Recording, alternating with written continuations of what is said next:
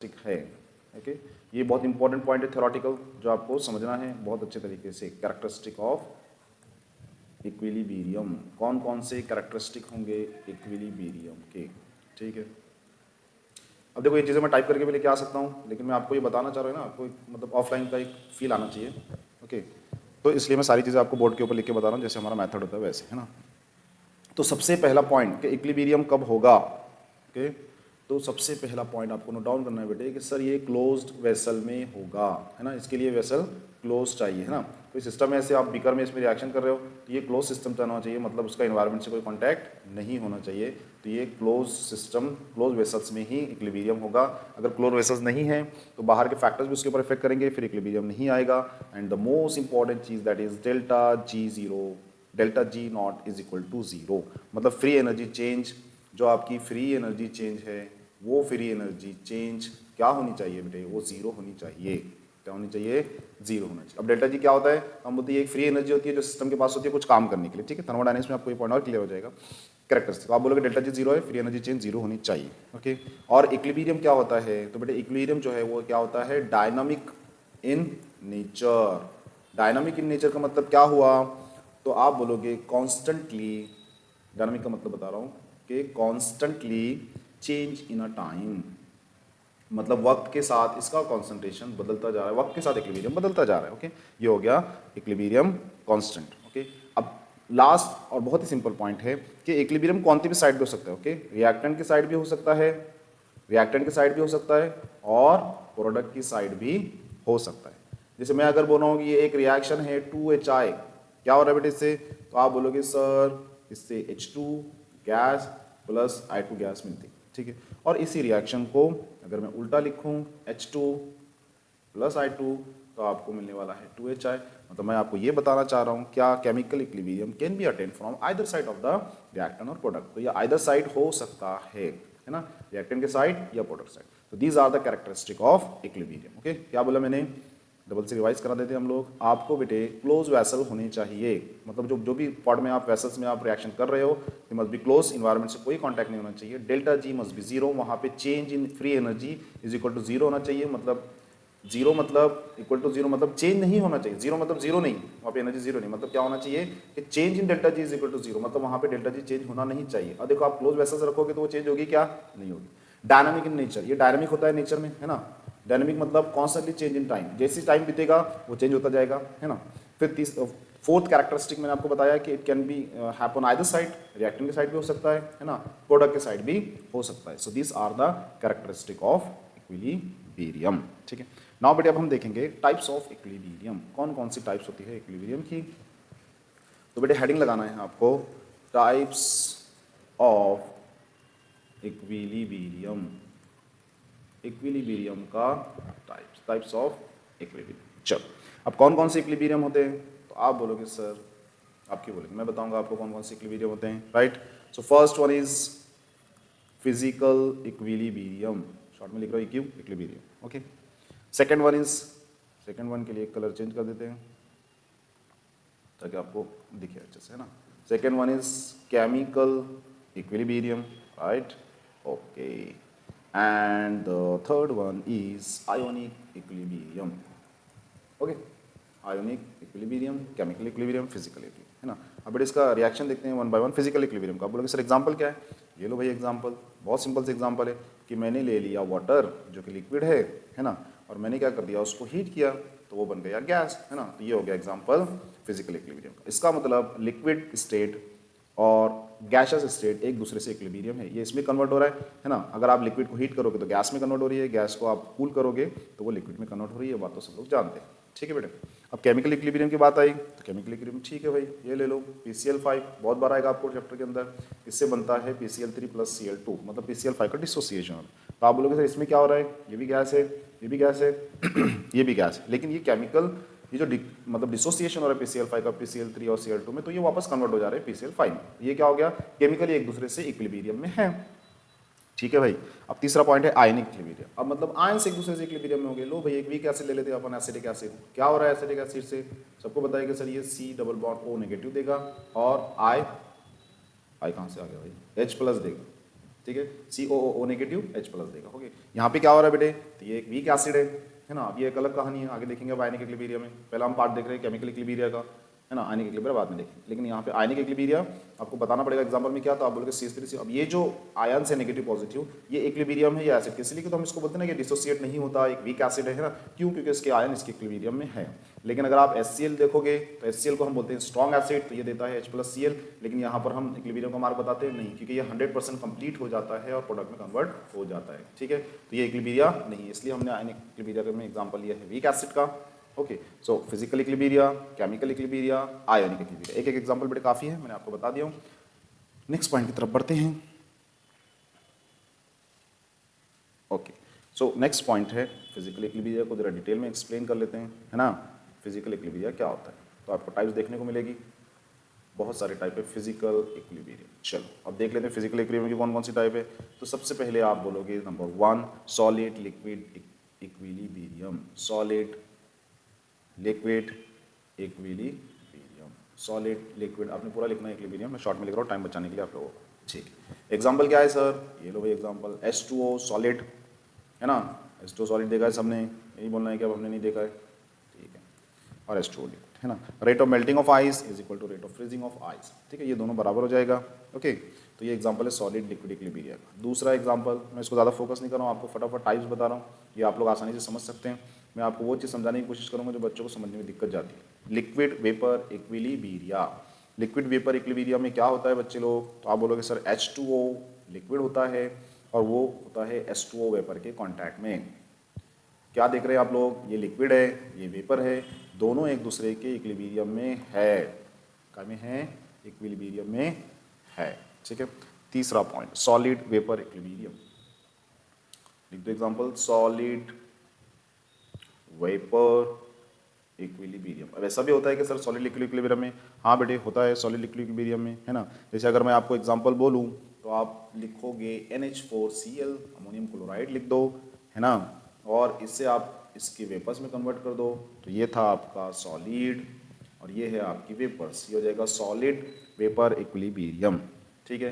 कैसे होगा, सॉलिड को हीट करो वेपर बनेगा, वेपर को कूल करो सॉलिड बनेगा, ठीक है। तो ये बहुत सिंपल सी बात है ना। अब आप बोलोगे सर कौन कौन बताता है, तो इसमें लिख लो, आप साइड में लिख सकते हैं कैम्फर और आयोडीन। वन मोर एग्जांपल इसमें आप लिख सकते हो, कैम्फर और आयोडीन, इसकी भी आप एग्जांपल बता सकते हो, है ना। यहाँ पे भी आप इसका एग्जांपल बता सकते हो, है ना। लेकिन एक बात आप यहाँ पे ध्यान कर रहे हैं कि सर सॉलिड डायरेक्ट लिक्विड में कन्वर्ट हो गया, सॉलिड लिक्विड डायरेक्ट कन्वर्ट हो गया है सॉलिड वेपर्स में, तो आप बोलोगे सर फिर वो लिक्विड स्टेट कहाँ गई, है ना। तो यहाँ पर क्या हो रहा है, आप देख रहे हैं, आपने सुना होगा वर्ड सब्लिमेशन एनर्जी, है ना। सब्लिमेशन एनर्जी रिक्वायर्ड है, इसका मतलब यहाँ पर जो लिक्विड का फेज है वो स्किप हो गया और डायरेक्ट वेपर में कन्वर्ट हो गया। हम इसको क्या बोलते हैं, सब्लिमेशन। आपने पढ़ा होगा चैप्टर में, थर्ड चैप्टर में, सब्लिमेशन एनर्जी, सॉलिड से डायरेक्ट आप वेपर में कन्वर्ट कर दो, गैसेस फॉर्म में लेके जाओ, सब्लिमेशन एनर्जी लगती है, राइट, याद आया, गुड। अब बेटे फोर्थ पॉइंट है हमारा, our fourth point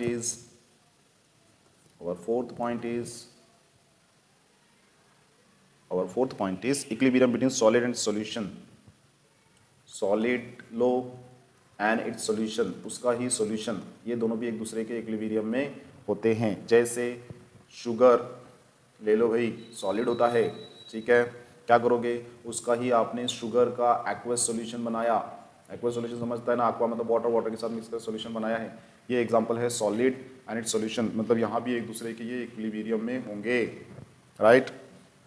थोड़ा सा मैं आपको फास्ट बताने की कोशिश कर रहा हूँ ताकि आपका टाइम बचे, क्योंकि जो सिंपल पॉइंट्स है तो सारे लोग बता रहे हैं, है ना।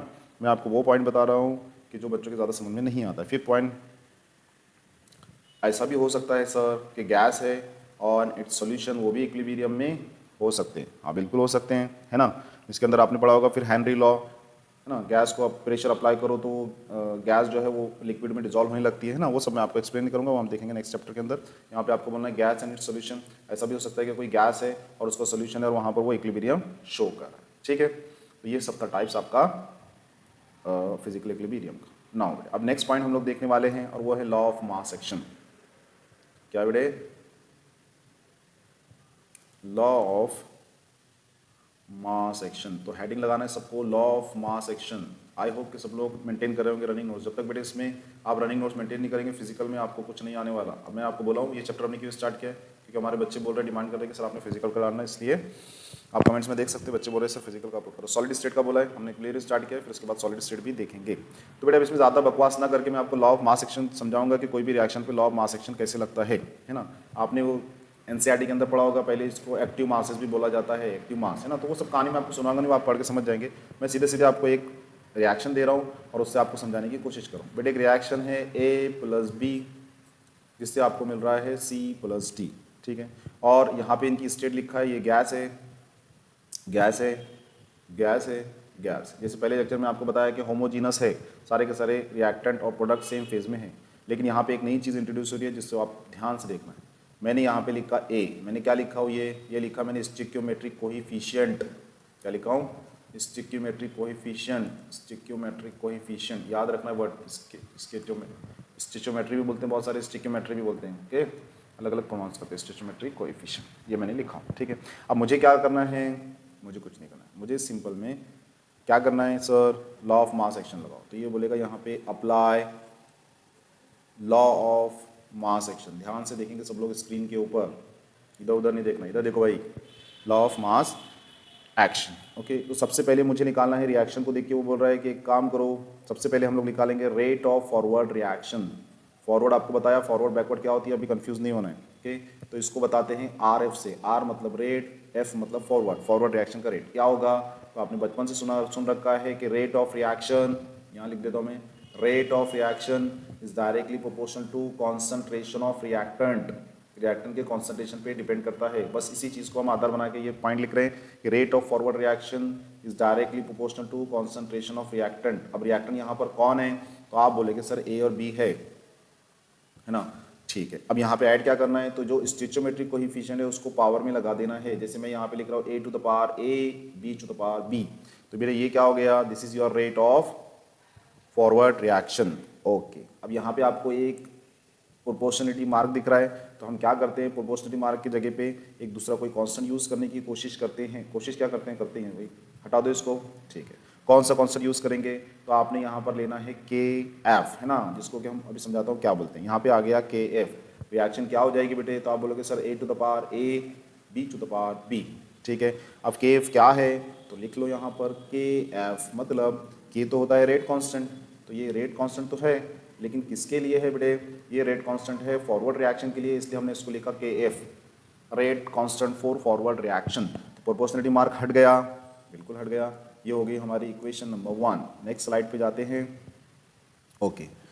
सिमिलरली अगर मैंने आपको बोला, जैसे आपने फॉरवर्ड का निकाला, तो मैं आपको बोल रहा हूँ बेटे एक काम करो, चलो रिवर्स रिएक्शन का रेट निकालो, रेट ऑफ रिवर्स रिएक्शन। उसी रिएक्शन के लिए पिछली स्लाइड में आप देख सकते हैं कैसे निकलेगा, यहाँ पर भी लिख देता हूँ आपको, A + B C + D, है ना, आपको फिर उसका फील आएगा कि हमने कैसे लिखा है, ठीक है, राइट। ये है बेटे फॉरवर्ड, ये है बेटे रिवर्स बोलो या बैकवर्ड बोलो, ठीक है। तो हम यहाँ पे रिवर्स बोलते हैं, ज़्यादा कन्फ्यूजन नहीं करते। क्या करना है बेटे, तो आप बोलोगे sir rate of reverse reaction लिखो, रेट ऑफ रिवर्स, इसको मैं लिखता हूँ R, ठीक है, रेट ऑफ रिवर्स रिएक्शन। क्या करना है, इस डायरेक्टली प्रोपोर्शनल, ये हटा दो, यहाँ पे इक्वल का मार्क नहीं होना चाहिए, है ना, क्योंकि अपन क्या कर रहे हैं, अपन को निकालना है रेट कांस्टेंट की वैल्यू, हाँ। तो रेट ऑफ रिवर्स रिएक्शन हम क्या बोलते हैं, इस डायरेक्टली, रेट किसको डायरेक्टली प्रोपोर्शनल करता है, concentration of reactant, concentration of reactant. अब बोलोगे अरे सर ने गलत बता दिया, यहाँ पे तो सर ने प्रोडक्ट लिख दिया है। नहीं बेटे, आपको बात को समझनी है कि जब ये रिएक्शन A से B कन्वर्ट हो रहा है, फॉरवर्ड रिएक्शन C से D मिल रहा है, तो फॉरवर्ड रिएक्शन के लिए ये रिएक्टेंट है, ये प्रोडक्ट है, लेकिन बैकवर्ड रिएक्शन के लिए ये रिएक्टेंट है और ये प्रोडक्ट है, क्योंकि रिएक्शन का डायरेक्शन इस साइड में है, ओके। तो अब बैकवर्ड रिएक्शन हो रही है, तो आपका C और D रिएक्टेंट होगा, इसलिए मैंने लिखा हूँ rate is directly proportional to concentration of reactant. Same कहानी यहाँ पर, क्या कहानी है सर, प्रोपोर्शनलिटी मार्क हटा दो। जब आप प्रोपोर्शनलिटी मार्क हटाएंगे, है ना, इसको एक काम करते हैं अपन, इसको RR लिख दो, ठीक है, इसको लिख देते हैं हम लोग रेट ऑफ रिएक्शन, ताकि हमको आगे आसानी हो, पूरा ना लिखना पड़े, ठीक है। तो बेटा ये क्या हो जाएगा, rate of reverse reaction is directly proportional to concentration of reactant, ठीक है, RR। अब यहाँ पे प्रोपोर्शनलिटी मार्क हटाओ, एक कांस्टेंट लगाओ जिसको कि आप KR बोल रहे हैं, ये एज इट इज लिख लो। लेकिन आप देख रहे हैं एक चीज़ हम मिस कर रहे हैं, उसका जो स्टिचोमेट्रिक कोएफिशिएंट है उसको पावर लगा दो, ये चीज़ भूलना नहीं है, ठीक है। चलो ये लगा दिया हमने, sorry, C D, stoichiometric coefficient. Okay, ये क्या लिखा था बैक। हाँ चलो, अब उसके बाद हमको क्या करना, ये हो गया हमारी रिएक्शन नंबर 2। ओके, नाउ अब इक्विलिब्रियम हो रहा है, एट इक्विलिब्रियम। जब इक्विलिब्रियम होगा तो क्या होगा, तो आप क्या बोलेंगे, इक्विलिब्रियम जब होता है तो at equilibrium rate of forward reaction is equal to rate of reverse reaction, है ना। दोनों बराबर हो जाते हैं, ये पॉइंट मैंने आपको समझाया, दोनों का रेट बराबर हो जाता है। जब दोनों का रेट बराबर हो जाएगा तो क्या हम इक्वेशन 1 और इक्वेशन 2 को इक्वल रख सकते हैं? हाँ, हम इक्वल रख सकते हैं। चलो रख के देखते हैं क्या होगा। तो पहले रखते हैं फॉरवर्ड, आर की वैल्यू रख रहे हैं हम लोग direct, A to the power A B to the power B is equal to हो जाएगा, किसके इज इक्वल टू हो जाएगा, तो आप बोलोगे K R C to the power C D to the power D, ये दोनों बराबर हो, है ना। अब इससे क्या समझ में आया, इससे आपको ये समझ में आया, यहाँ साइड में बता रहा हूँ, इससे आपको ये समझ में आया। ओके, थोड़ा सा अब क्या समझ में आया देखो, तो आप इसको रीअरेंज कर सकते हो। किस तरह रीअरेंज करेंगे, तो सर एक काम करते हैं हम लोग, केफ यहाँ लिख दो, ठीक है, क्योंकि जितने के कांस्टेंट है ना उसको मैं एक साइड लेके आ रहा हूँ। चलो ऐसा मैं लिख सकता हूँ, हाँ डेफिनेटली मैं ऐसा लिख सकता हूँ, ठीक है राइट। अब केफ क्या था बोले, तो आप बोलेंगे इसको रीअरेंज करके आपने केफ इक्वल टू कर दिया, ये हो जाएगा प्रोडक्ट अपॉन रिएक्टेंट, है ना। तो C to the power C D to the power D upon क्या हो जाएगा, A to the power A B to the power B, है ना। क्या हुआ है देखो, ये प्रोडक्ट एज इट इज़ है, मैंने इसको यहाँ लेके आ गया, है ना। जब इसको यहाँ लेके लेके आ गया, मतलब कि आपको क्या करना है बेटे, जितनी के कॉन्स्टेंट है उसको एक साइड लेके आना है, इसलिए हमने क्वेश्चन को इस तरह अरेंज किया। अब हमको यहाँ पे एक नई चीज़ मिली जो आपको ध्यान करना है, ध्यान देना है बेटे, बहुत ध्यानपूर्वक देखो। के एफ अपॉन के आर इज इक्वल टू होता है, एक नया टर्म आपको दे रहा हूँ, दैट इज के सी, क्या बोलते हैं इसको, इक्विलिब्रियम कांस्टेंट। जैसे के था रेट कांस्टेंट, वैसे के सी हो जाएगा इक्विलिब्रियम कांस्टेंट। कैसे पढ़ते हैं इसको, के equilibrium constant in terms of concentration, है ना। तो के सी क्या है, यहाँ पे ये सब क्या हो जाएगा equation, K C is equal to C and D, C to the power C D to the power D upon A to the power A B to the power B, ठीक है। तो ये हो गया बेटे इक्विलिब्रियम कांस्टेंट, मतलब product upon reactant लेते हैं हम लोग, क्या लेते हैं, product upon reactant. Next slide पे बता देता हूँ आपको, ये बहुत यहाँ पे हो जा रहा है ना। तो ये हो गया नया टर्म के सी, जहाँ पर हम क्या लिख रहे हैं, product upon reactant, concentration of product upon concentration of reactant, a to the power a b to the power b, है ना। Kc क्या है सर, लिख लो, Kc is equilibrium constant in terms of molar concentration, क्या बोलते हैं इसको, equilibrium constant, लिख लो फटाफट, in terms of molar concentration, short में लिख रहा हूँ, ठीक है। तो ये हो गया आपका Kc। तो आप बोलोगे केसी क्या होता है, तो आप बोलोगे कॉन्सेंट्रेशन ऑफ प्रोडक्ट का कॉन्सेंट्रेशन ले लो फॉर एनी रिएक्शन, और उसी रिएक्शन का रिएक्टेंट ले लो, तो ये हो जाएगा केसी, ठीक है। चलो अब एक और एग्जांपल तुमको बता देता हूँ, सिंपली आपको खुश करने के लिए क्वेश्चन है। मैं बोल रहा हूँ एक रिएक्शन दिया हूँ जिसमें आपको बोल रहा हूँ एक्स प्लस वाई, ठीक है, और ये दे रहा है क्या, जेड दे रहा है, ठीक है। इसका केसी निकालो, तो आप बोलोगे वाह very simple question, concentration of Z upon concentration of X concentration of Y. बोलेगे स्टोइचियोमेट्रिक कोएफिशिएंट कहाँ गया, तो अगर सपोज करें स्टोइचियोमेट्रिक कोएफिशिएंट 1 1 1 दिया है तो रेस्ट टू द पावर 1 है जो हम लिखते नहीं, ठीक है। अब एक रिएक्शन देता हूँ आपको, उसका भी आप लिख सकते हैं N2 + 3H2, ठीक है। चलो क्या बनेगा, 2 टाइम्स, क्या बनेगा 2 टाइम्स। मैं बोल रहा हूँ बेटे इसका, बच्चे लोग बेटे इसका इक्विलिब्रियम कांस्टेंट लिख के बताओ, वाह very simple, NH3 raised to the power 2, product है क्योंकि हम क्या बोलते हैं, प्रोडक्ट अपॉन रिएक्टेंट। तो रिएक्टेंट का कॉन्सेंट्रेशन क्या है, N2 है, ये H2 है, और ये जाएगा रेस्ट टू द पावर 3 में, ये बात याद रखना है सबको, ठीक है। तो ये हो गया कैसे, ठीक है। ये सिंपल क्वेश्चन था आपको खुश करने के लिए, ऐसे खुश हो गए आप लोग, है ना, ऐसे नहीं, ऐसे खुश हो गए, ठीक है। तो इतना सिंपल क्वेश्चन बेटा आपको नीट में पूछेगा, लेकिन आपको कैसे समझाने के लिए मैं आपको बता रहा हूँ, ठीक है ना।